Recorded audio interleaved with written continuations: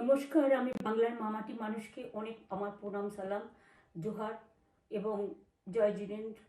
আমি সব কিছু জানাচ্ছি। সত শ্রী আকালজি। আপনারা সকলে ভালো থাকুন, সুস্থ থাকুন।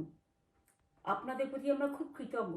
এত রোদ্দুরের মধ্যেও এবং সব কিছু অত্যাচার সহ্য করুন আপনারা যেভাবে ভোট দিয়েছেন লাইনে দাঁড়িয়ে, আপনাদের কাছে আমরা খুব কৃতজ্ঞ।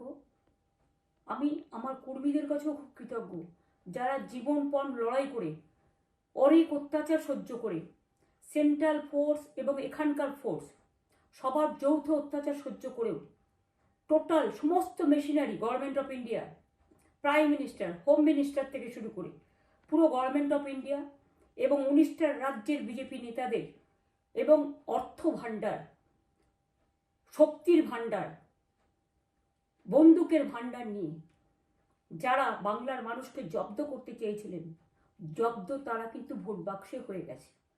আমি আপনাদের নিশ্চিন্ত করে বলতে চাই, যেটা টিভিতে দেখাচ্ছে এটা বিজেপি অফিস থেকে কালকে বেলা 1:08 সার্কুলেট করেছে এবং টাকা দিয়ে বলেছে যাতে এটা দেখানো হয়।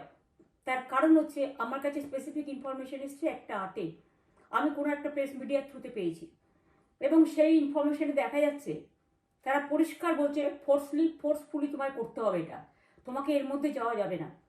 কারণটা আসলে জানেন আপনারা, আমরা 230ও পেয়ে যেতে পারি, 226 ক্রস করবো 2026-এ। মানুষ যে বিপুলভাবে ভোট দিয়েছে, আমার তাদের প্রতি পুরো ভরসা, বিশ্বাস, আস্থা আছে।